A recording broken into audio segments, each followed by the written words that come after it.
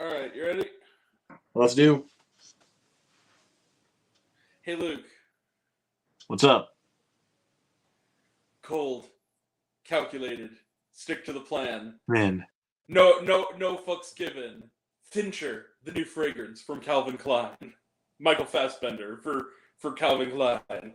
No, but for real. Yeah, let's do this.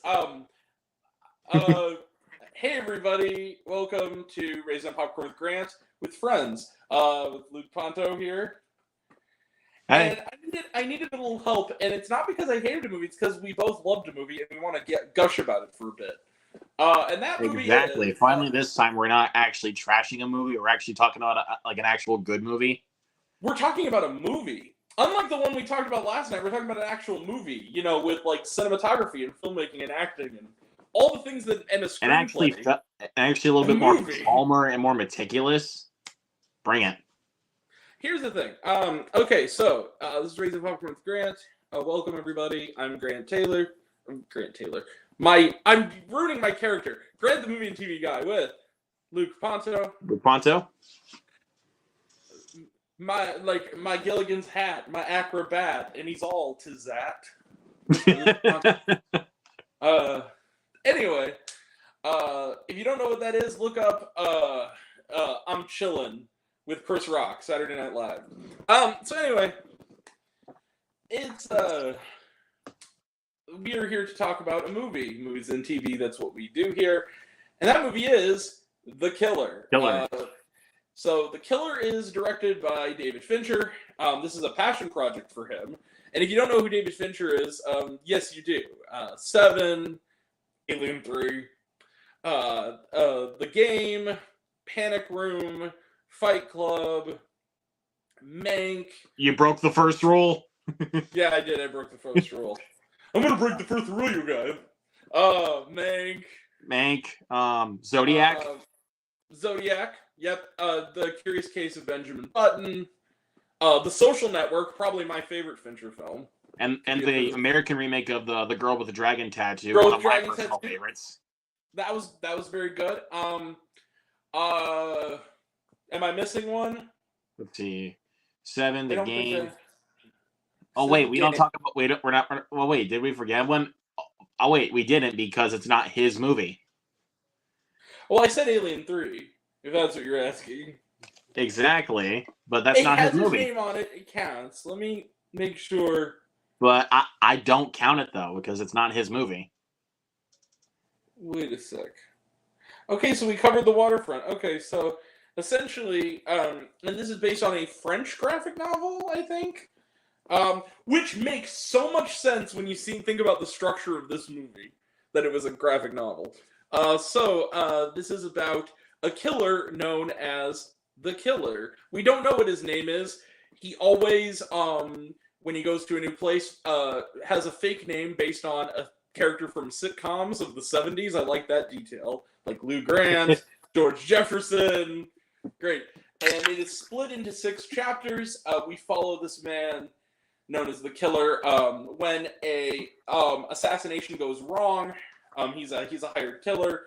A very cold, cynical hired killer. He says he doesn't operate by any flag or any faith.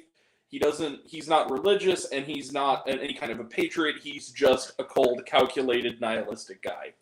And he goes and he kills for a living. And then when it goes wrong, and the only person he has affection for, his love interest, is badly hurt in the process, he has, as Taylor Swift once sang, he has a list of names, and 6 of them are in red underlined, and he's gonna kill them all. Let the mayhem begin. So, and the pretentiousness, but earned pretentiousness. So here's the thing. I fucking love this movie. This movie is fucking metal.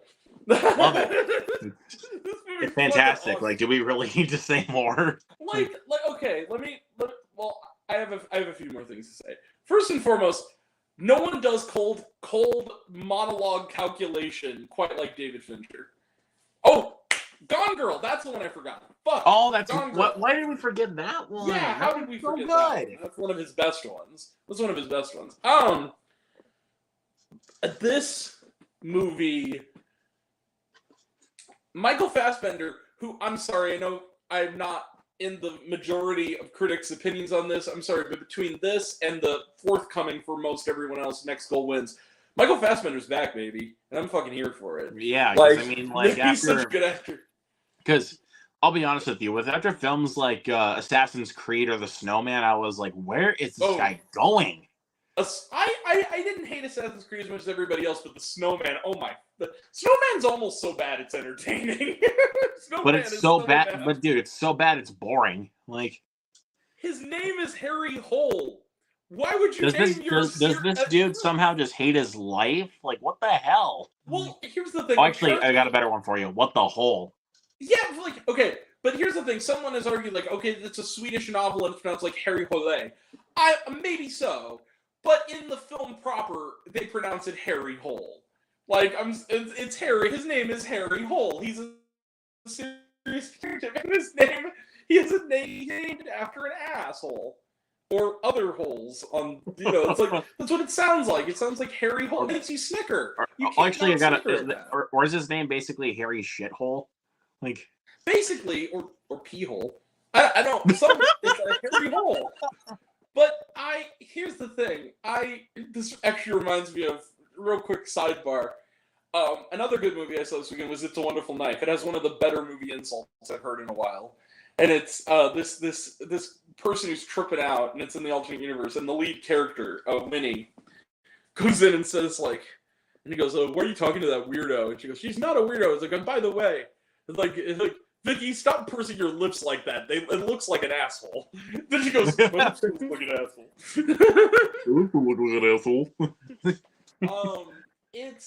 This movie is great. In that it's calculated and it's put together.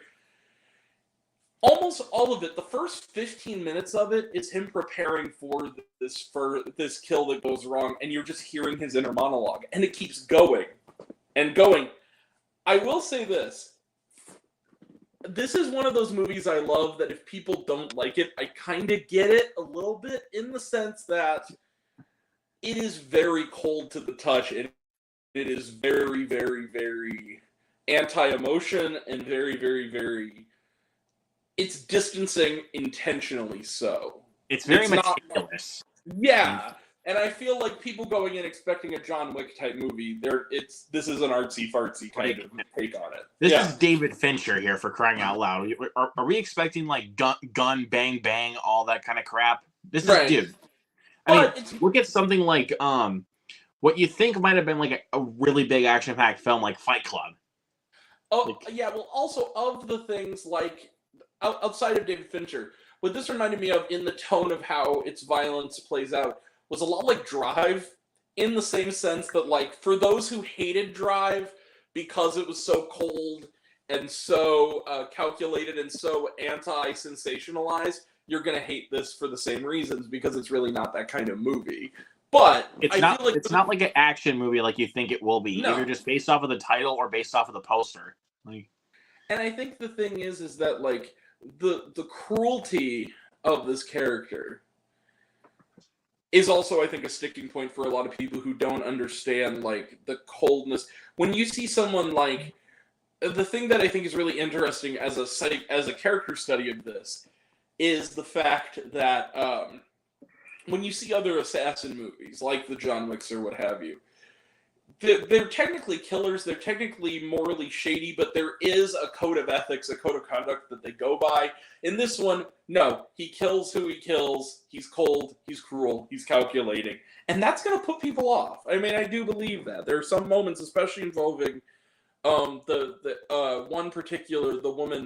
women he kills, that is very cold in the way that it's put together. It's like they don't really. It's not like where it's like it doesn't linger on it, but it's that's what I was looking for. They don't linger on like who he kills. Like, he just kills those people. Like, it doesn't linger on it, but it has it almost is worse because it puts you in the headspace of a person who would be that sick towards somebody. Yeah, but it's kind of like now that you say that, it's kind of like Nightcrawler in a way, where it's like you get into this person's head that's like pretty. pretty much a terrible person, but you understand why they're going the way why they're going crazy just for the sake of going crazy. And there's a perfect vein of dark humor all the way. Yeah, exactly. Like the Smiths. Every song in this is a Smiths song, even the end credits song, and I think that's perfect. And it just reminds me, listening to that song at the end credits, it reminds me of one of the scenes from one of my favorite movies that is very different from The Killer, which is 500 Days of Summer, when he meets her, and it's like, I love the Smiths. He was like, to die by your side is such a heavenly way to die, and that's when you realize it's like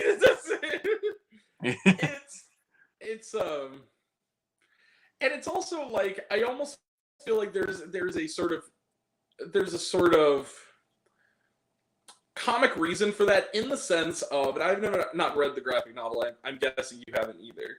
No, obviously I haven't. I've barely been reading any graphic novels, dude. My thing with this is, I think that also, like, if you know who Morrissey is and his behavior, it kind of makes sense that this guy listens to the Smiths. I think our buddy Becca said it best when she said, this is what happens when you only listen to the Smiths. This is what you grow up to be, this person. It's like, yeah, pretty much. Yep. But the thing that he does really well is portraying the death dealing that this guy does as mundane as he portrays it as like he takes out people the way that normal people brush their teeth, make their breakfast, go about their day, go to work.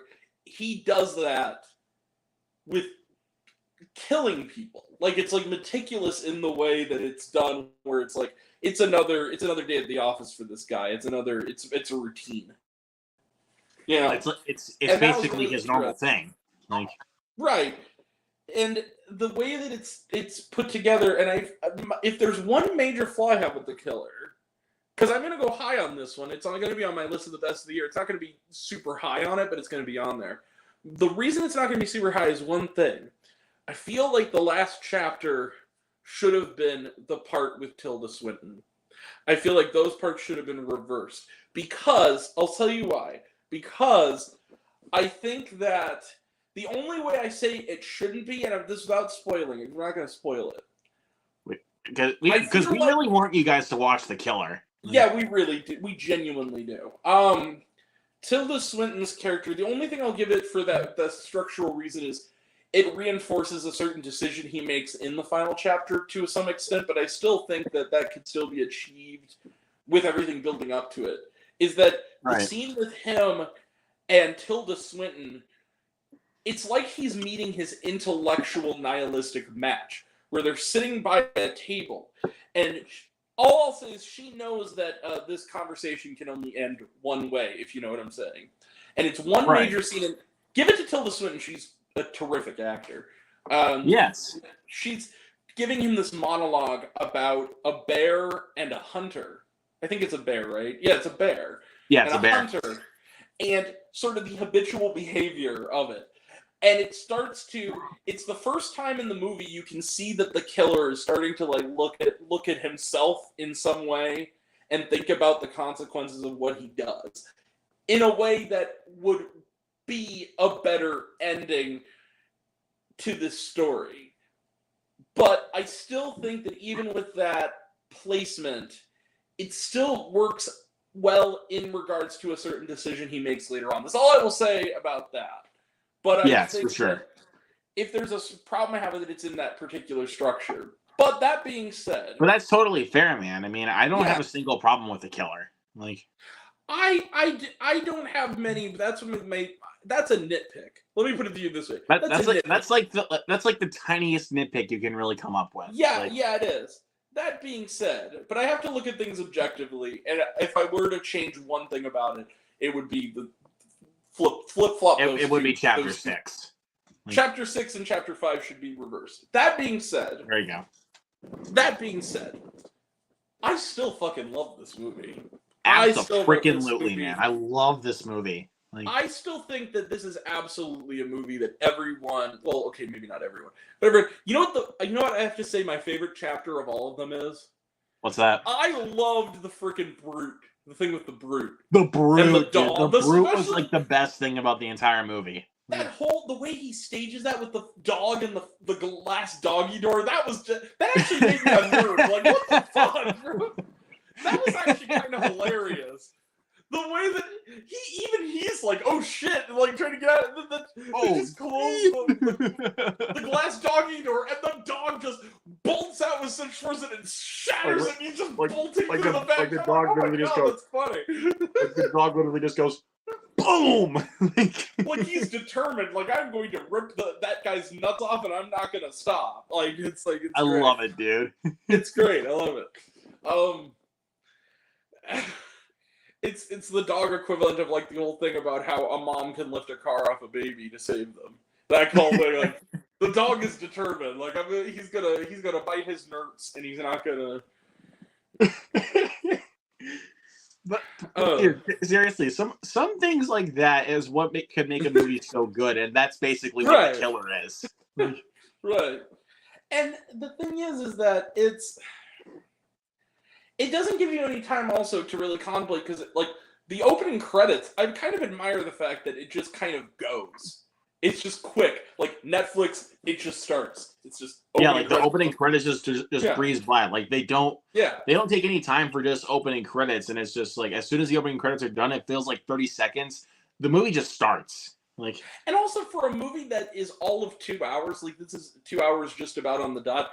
It moves like a bullet, dude. It felt half as long. It's basically the speed of a normal bullet. Like, is what it feels like. It's quick. It just feels, it's very well paced, and you're just so into it.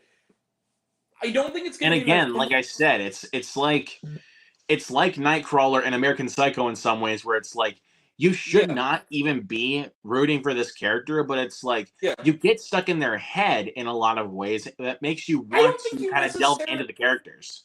But I don't think you necessarily root for this character. I think you understand this character. I think that you understand this character. I mean, because, obviously we can't root for him. He's a freaking killer. Like, right. But I think that it's sort of like, I feel the way about this is a weird comparison, because honestly, they're not the same at all. But like the way I said about Tar, where it's like there's no way you can sympathize with this character, but you come to know this character because of how well that they're realized, like in the performance, exactly, or even think of like a good comedy like Shortcomings, like we all know that the characters are dicks, like, but you're just so invested with where the film is going, like. Yeah, I think that the key line in that movie, and it's one of my favorite lines of the year, is change is hard for assholes like us. I love that line because I think that's perfect. And dude, I also use this line in my written review for Shortcomings. Mm-hmm. Just because I'm a hypocrite does not mean I'm wrong. Like, like that is like perfect line delivery. Like,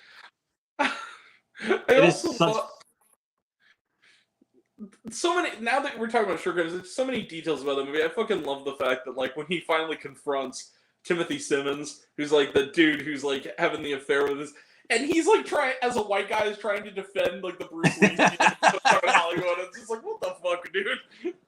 Yeah, and dude, bro, like, dude, I can't, dude. I know I said this in my written review also, and I also mentioned this in my story, but dude, Sherry Cola, dude, she's a star, man.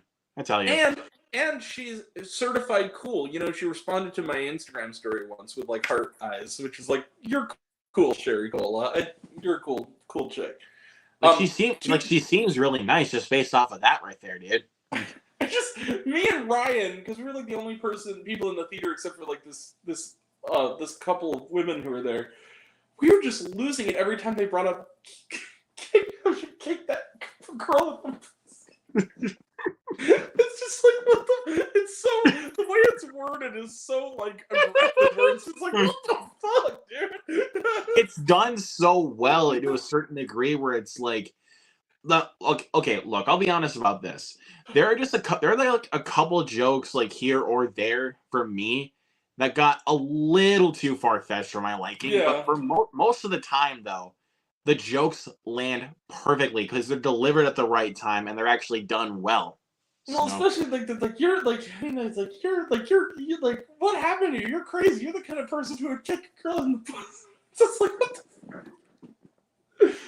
Dude, that joke, I lost it, man. Dude, And so many scenes in that movie, like Debbie Ryan, like one of her best performances in that movie. She's in the movie good to see her back then, dude. Holy crap!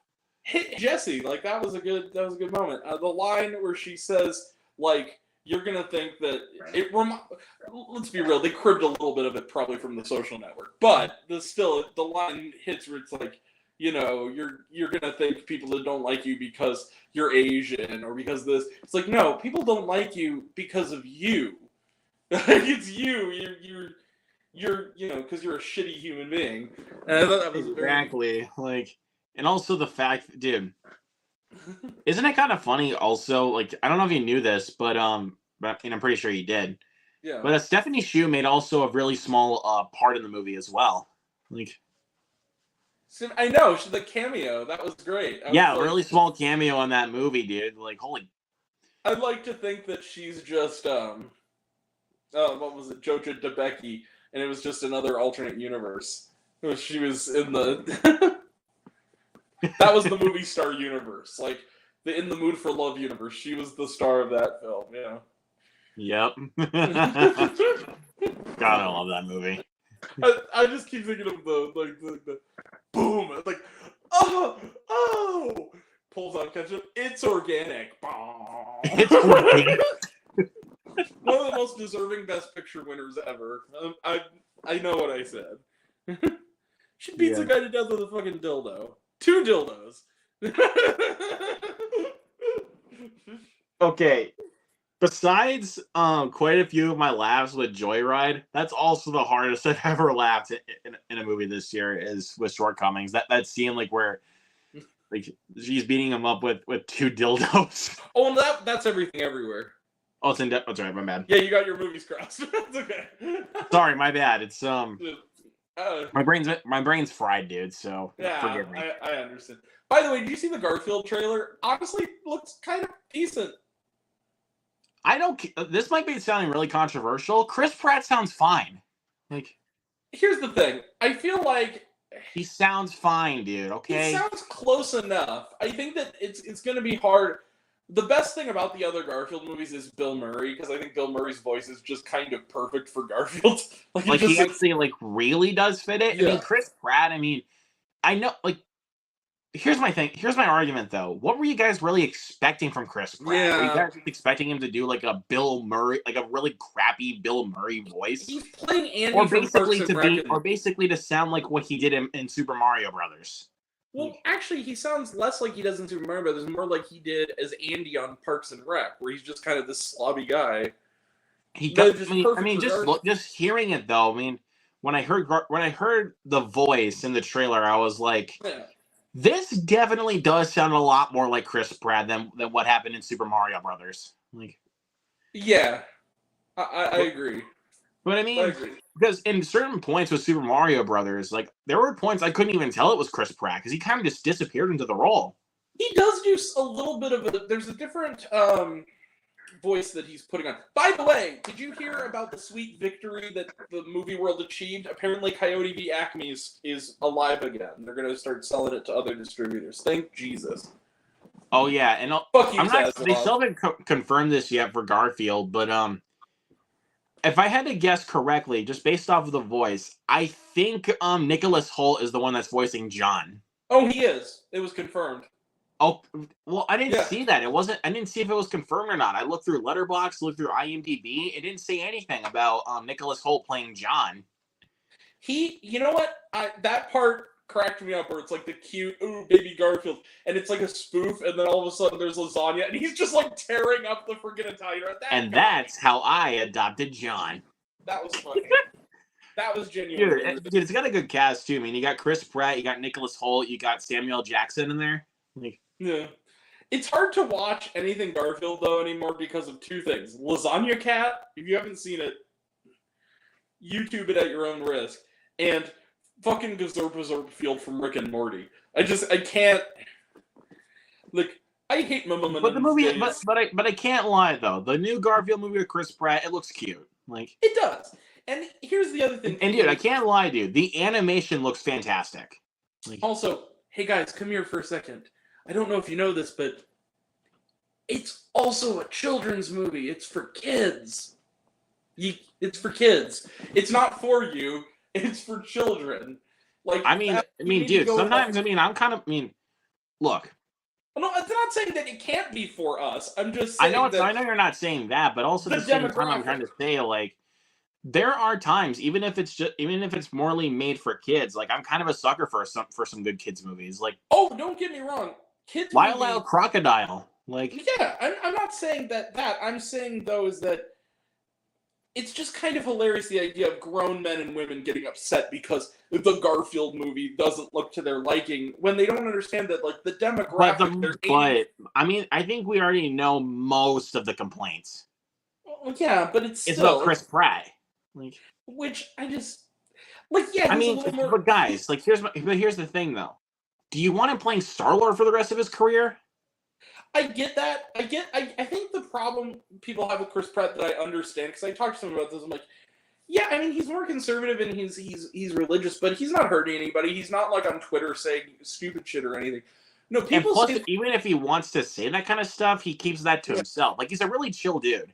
He is, but a lot of people's problem with Chris Pratt is that he's the ubiquitousness of it, and to that degree, I kind of get it. Where it's like, he's in everything all the time, and there's a saturation point. And I kind of get that to some extent, where it's like, it's so easy to just hire Chris Pratt for everything instead of thinking about anybody else. And I kind of get that to some degree. It's kind of like the way it was when Jennifer Lawrence was in every movie every other week for a couple of years. There were people like, you can take a vacation for a year, Jennifer Lawrence. Like, it's okay.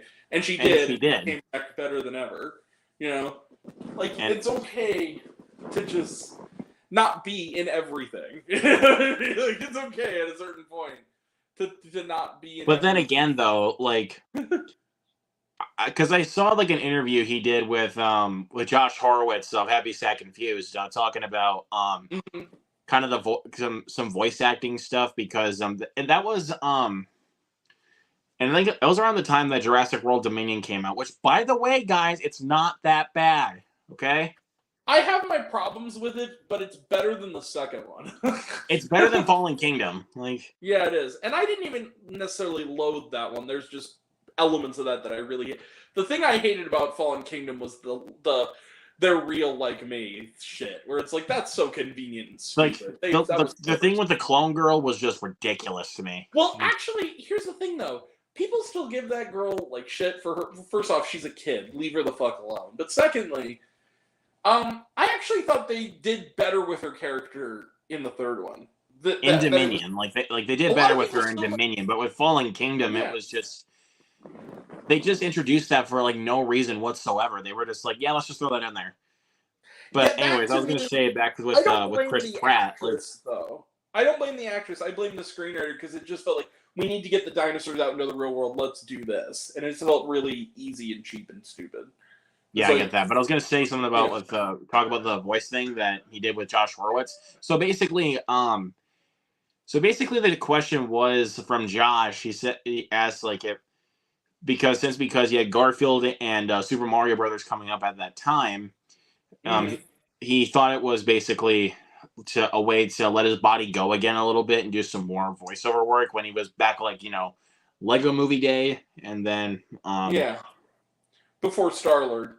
But yeah, and I mean, and he even fully admits, like, it's not easy. No, like some of them are pretty easy, but a lot of the voice work is really challenging. Voice acting is acting. People seem to forget that. That's why I still stand by that. So, I think guys, like, you gotta understand, like, even if it just sounds like Chris Pratt, he's still doing his job. Like, well, but here's the thing: voice actors my issue along with that is, I get a little bit tired of and this is not Chris Pratt's fault. I'm not blaming him, but I think that to a degree, I think that I've felt this way my whole life. I feel like the idea of getting us a bunch of famous people who really don't need the work to play animated characters in every animated movie when there's perfectly good voice actors like Tara Strong and Charles Martinet and people like that who are out there in the world, Tom Kenny, it feels a little bit like just kind of forced, where it's like, just because it makes money doesn't, like, I love Chris Pratt and Anya Taylor-Joy. They didn't need to have them play those parts in Mario. They could have had the voice actors from the game. Like, I get it. I get, you know what I'm saying? Like, it's a gimmick to me, and I feel like I get to some extent why people get kind of sick of the idea, like, we're gonna have, it's the Shark Tale thing of like, we're gonna have, there's a fat shark, Jack Black. Okay, there's a cool shark who's easygoing, Will Smith. It's like, that's just too, these people don't need the work. You know what I mean? It's like, you can have people who are actual voice actors who do it as a profession more often in these. You don't have to do it all the time, just more often. You know what I mean? I mean, hell, we could have had like freaking Jason Schwartzman doing some more voice acting roles. I mean, he's like, a lot of people didn't even know that he was the Spot in Across the Spider-Verse. A lot of people didn't know that. But even he's more known for his acting. I'm talking about people like who their whole career, with a few exceptions, minor roles and maybe minor TV roles, have been voice actors. People like Tom Kenny or, Roger Bumpus or something like that. Colleen O'Shaughnessy is also a voice actor. Right. They don't get enough respect in this business to begin with. You know what I'm saying? Like, so I get to some extent when people, like, one criticism a friend of mine had of the Lego Ninjago movie, who liked it, said that, like, the Lego Ninjago TV series is so good, like, do we really need it to be Dave Franco and Justin Theroux? And it's like, yeah, I kind of see that. Like, you could just make a movie out of the show and have those voice actors in it. You know what I mean? Right, like, yeah, I get it. It seems gimmicky. You know what I mean? Like, I get that, but at the same time, it's like, yeah, what are you gonna do? That's what I think. Like, it's just, it was their choice to begin with, so I can't reverse that to make it change. No, that's what I'm saying is I don't blame the actors in those cases. I blame the greedy execs who are like, this movie won't sell. Or the casting directors, basically. Right. Where it's like, even this like Garfield movie, it's like they don't have enough faith that Garfield alone as an iconic character will sell movie tickets. So it's like, let's put, Chris Pratt, Samuel L. Jackson, and Nicholas Hoult in there because they're names that'll get people in the door. And it just, Chris Pratt and Samuel L. Jackson are like the only names that'll really get people in the theater, because Nicholas Hoult is still not quite like on. Oh yes, he is. The status that Chris Pratt is on, like, where basically he's everywhere. Like, but the thing is though, is that Nicholas Hoult is known to people. Nicholas Hoult is a leading man. He's in things like The Great, and he's in things that are like known to people, like The Favorite and Renfield. He's known to people. But dude, don't you remember that Renfield bombed at the box office like horribly? Yes, but he also was in the. But the actors didn't even do anything to really sell tickets. I'm aware, but the point I'm trying to make is that he's a household name, though. He's someone that people will see his name in the credits who don't go to a lot of movies, but take their kids to the movies and go, "Oh, Nicholas Hoult, I like him." You know what I mean? I watched him on The Great with my husband or whatever. I'll take my kid to this. My point is, like, it's sort of like when someone's in something that's popular or is a known person. It's like doing a movie that has Nicholas Braun now. It's like, you watch Succession, all you need to do is say Cousin Greg. And it's like, okay, Cousin Greg is in it. I know that guy. I'll go buy a ticket. You know? Like, or, yeah. What's another one? Like, hey, like, Margot Robbie's in this. Like, exactly. Exactly. That's the thing. It's like, if you had, like, in the Peter Rabbit movies, and you know me, I love Margot Robbie. I think that's established history. I mean, like, is that not established at this point? It is. But she's one of. How about this one? David Harbour. Like, David Harbour's a household name right now, dude. Well, right, he is. That's what I'm saying is, if you can look at a picture of the guy and go, Hopper from Stranger Things, that's a known person. Santa from Violent Night. Like, right. That's a known dude, Violent Night sold tickets, man. We're getting a sequel. It made, dude, it was a box office hit. But mind you, and it was a good movie, so that also helped. But my thing is, like, I get the frustration in that sense of, like, and I don't blame the actors for it because, everybody's got to eat. It's more just like, So they gotta have some work to do. right. But I get it, and also, like, that's easy money. Like, if you're Chris Pratt and someone says, "Hey, want to do a Mario movie?" If someone came to me tonight, I'm not even an actor. Well, can I also say this here really quick? Like with when it comes to Chris Pratt with Mario, that was actually a dream role for him. Well, yeah, but I'm saying beyond even the dream role aspect. Like, okay, if I were here I'm not even an actor. If someone tomorrow said, "Hey, we're doing a SpongeBob movie," like someone who's a known name person, even if you like the person or not, or Garfield or whatever, like these iconic characters, someone was doing like a Zelda movie, I'd say yes in a heartbeat because that's an easy mill or more for me. And if I contractually get a chunk of the box office, bonus. I'm pretty sure, didn't Chris Pratt, isn't he also like an executive producer on the Mario movie or something?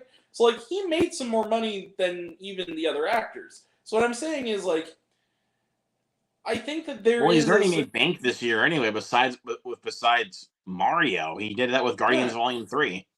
Well, right, and he also has, that Terminalist show, which was really popular. But my thing is, like... But my thing is, like, okay... I'm looking at it also from a little bit of a place of cynicism, where, like, why do you think that Keanu Reeves and Awkwafina showed up in the latest SpongeBob movie? Sure, they may really like SpongeBob as a character, watch it with their kids, watch it on their own. But here's the thing: they also did it because they knew that it was easy money. It's SpongeBob. That has to be a fact. Well, and also, I'll be real with you. They were funny. Like, they were. I'm not saying they weren't. And plus, like a lot of some of the live action cameos in the SpongeBob show is kind of what also makes SpongeBob funny. Well, but also, like, in that movie in particular, the biggest laugh I had was Awkwafina, which was the joke about... Thank you! She is funny! Thank you! The biggest laugh in the movie is it's like, she's the robot that's driving the car, and there's at the end they're like, "We gotta get out of here," and he goes... Yeah, by the way, SpongeBob, I might have a gambling problem. And he goes, "Oh, okay. Give me money!" He goes, "Oh, jeez." He goes, sorry, gotta work on that. That was like... Sorry, gotta work on that. Yeah. Like, for instance, that movie coming out, Migration. Okay? That's the movie that it has a big marketing campaign behind it. It's coming out at Christmas, where there's going to be a dearth of family movies. That's gonna make money. Its only major competition is Wonka. It's gonna make money for, like, family audiences. It's gonna. I want Wonka to make more money, dude. I'm not saying there's a chance it won't make more money. What I'm saying is that. Look, I mean, I'll see Migration. Obviously, I'll see it too. But it's the fact that, like, Wonka looks better in almost every way. I agree. But what I'm saying is, I'm looking at it from a business point of view, though. Like, okay, Migration, it's elimination. Those movies make money. So what I'm saying is, that's in the can. It's going to make money regardless. Does it need to have Kumail Nanjiani, Elizabeth Banks, and Awkwafina doing the voices? Probably not. But are they there anyway? Yeah. Because it's easy money. Right. It's going to... Because it's... But at the same time, I also get the criticism of, like, couldn't we have some just voice actors getting those roles? And it's like, I get it. And not, like, famous A-list people. And I get that to some degree, where it's like... But that's kind of Illumination's thing, though. They don't really just hire the voice actors. They morely hire the A-listers. I understand that. What I'm saying is that that's a criticism that a lot of modern animated films have had for a long time. And I get that criticism, where it's like, animation alone as an art form already is kind of undervalued by a lot of... Like, the actor that I know for sure, like in regards to his film career, has only done voice acting. Right. John Mulaney, he's only done voice acting. Well, Yeah, but he's also a successful stand-up, though. He sells out I'm arenas. I'm talking about with actual films, like Puss in Boots: The Last Wish, Chippendale Rescue Rangers, and Spider-Man Into the Spider-Verse. Like, yeah, but the thing is, though, is that John Mulaney is still a household name, though. John Mulaney still has, he hosts SNL all the time. He's still a guy who is a recognizable A-lister. I'm talking about people like who only do voiceover, and I'm talking like only do voiceover in everything. I'm talking video game, like Tara Strong,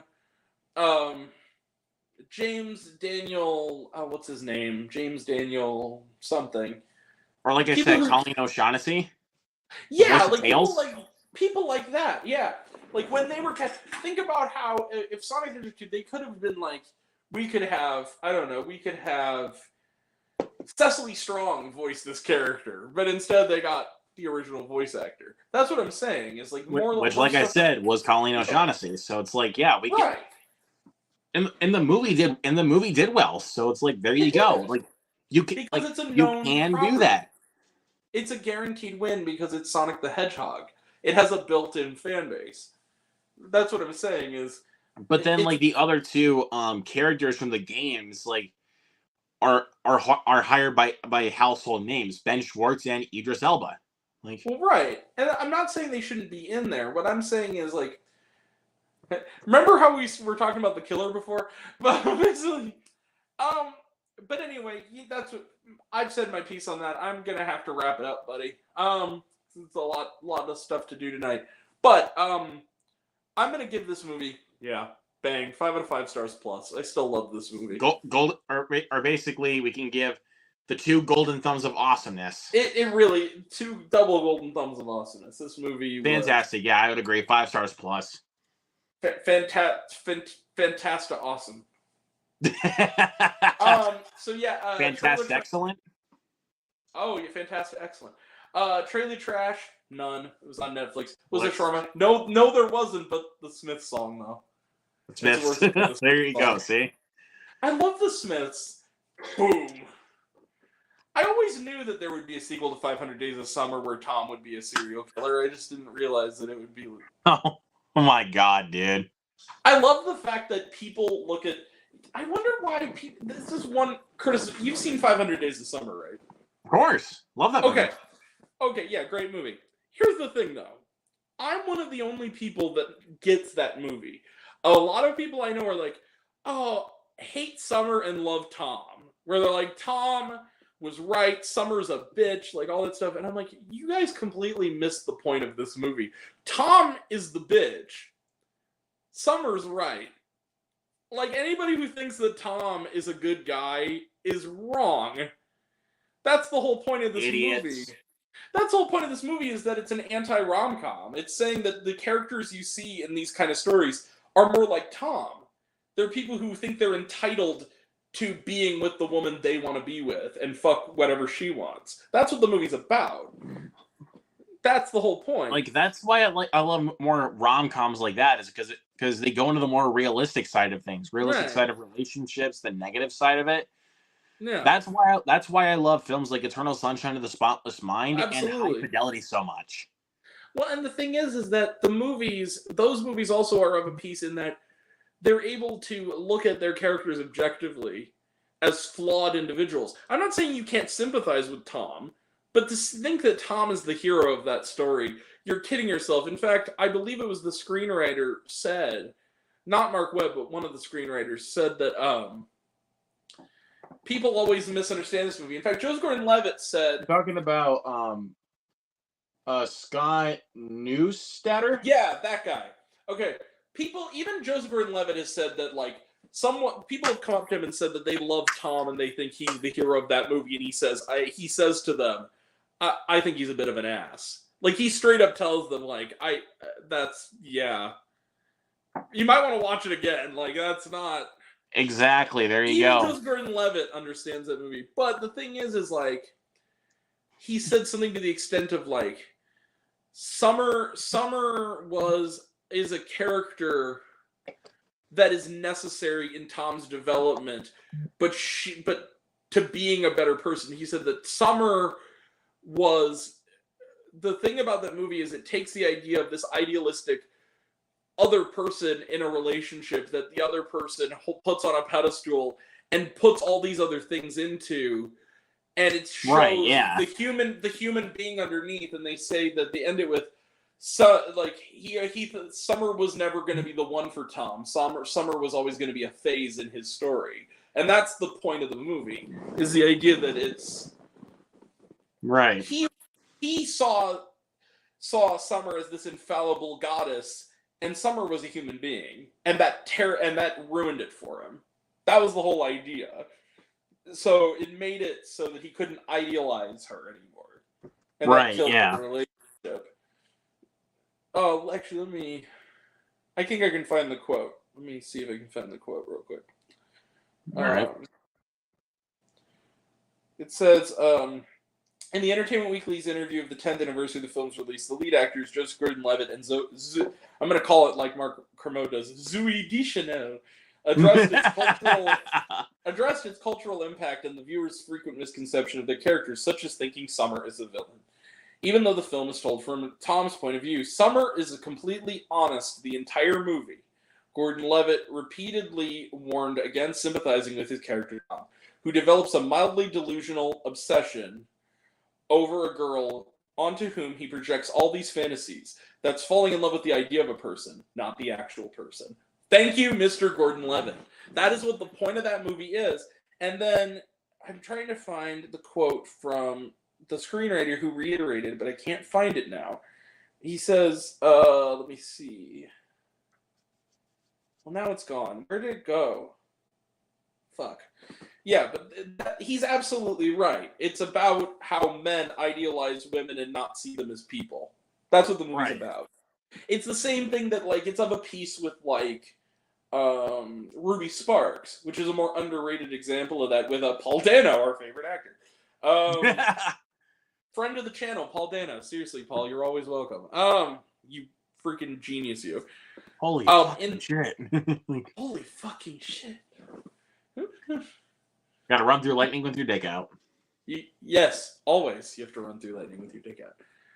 Where my pussy at? Anyway.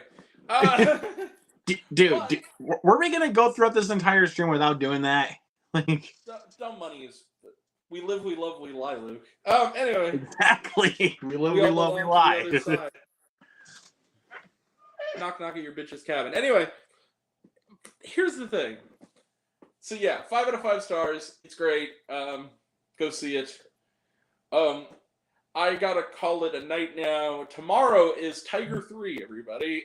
And then we got All Will Be Carved Thursday. Oh, but first, my bad. Wednesday, Bad Movie Nights with Grant. First episode. Stop, you fool. Baby. Stop, you fool. Stop, you fool. Shut up, dude. This is badass. Anyway, yeah, that's your clue. Bullshit. I want to go home. Bullshit. I want to go home. Like, shut up. This is badass. Love that kid. Anyway, so it's there's your clue. And then All Will Be Carved, The Hunger Games. Please don't destroy the movie, baby. I can't wait for that. I love Please Don't Destroy. I can watch them in fucking... Did you watch SNL this week? The one with Timothée Chalamet in it? I'm going to watch the one with Timothée Chalamet. I will. Okay. Well, there's a skit. It's Please Don't Destroy. It's you know Please Don't Destroy, right? Of course, yeah. Okay. They're awesome. So they're the best part of every episode of SNL. So it's where Chalamet's a jumper on a roof. He's going to jump. And he's like, can I play my music for you? And it's like this really bad EDM. And he's like, thank you. And he goes, you don't have to thank people at the end. And then in the end he goes, wait, there's so many people who like you. And he's like, maybe I could talk to Lorne Michaels to put your music on the show. He goes, yeah, who are you guys anyway? And he goes, oh, well, we're Please Don't Destroy. And he goes, yeah, I'm good. And then he jumps. He goes, yeah, I'm good. And then he like is about to step off the building, and then it cuts to them, and they're all like horrified, and they're like, well, he was depressed. He goes, bro, that's so good. I was like, oh my god. Damn, dude. So good. Yeah. And then next week is Napoleon. Sadly, it's not the gritty reboot of Napoleon Dynamite that Joaquin Phoenix is starring in. I was hoping Idiot. Bo is Afraid 2. Vote for Pedro. That's what I want to see. Just kidding. I'm kidding. He's wearing Joker makeup in the freaking Jufro. It's like worst day of my life. What do you think? Like, how was your? It's like, how are you doing today, Napoleon? He goes, what are you gonna do today, Napoleon? He goes, whatever I feel like I want to do. God. What do you think? Nobody's like this, like makeup. He goes, dude, like, hey, like, all right, talent show today. Talent show. For the election. He's like, hey, Pedro. He goes, yeah, and he goes, when you bring me out, can you identify me as Dynamite? What kind of bike do you have? Give me some of your tots. Oh! He goes, shoots him in the ads. This is like... Hey, Grant. Yeah. What kind of bike do you have? It's a sledgehammer. Whoa! Do you ever take it off any sweet jumps? Got like 3 feet of air that time. Yeah. Can I try it really quick? It's like Summer Wheatley is going on stage. It's like, hey, how about another joke, Summer? Like, what do you get? Then he goes, like, boom, and like does the dance. He goes, and remember, everybody, vote for Pedro. Vote for Pedro.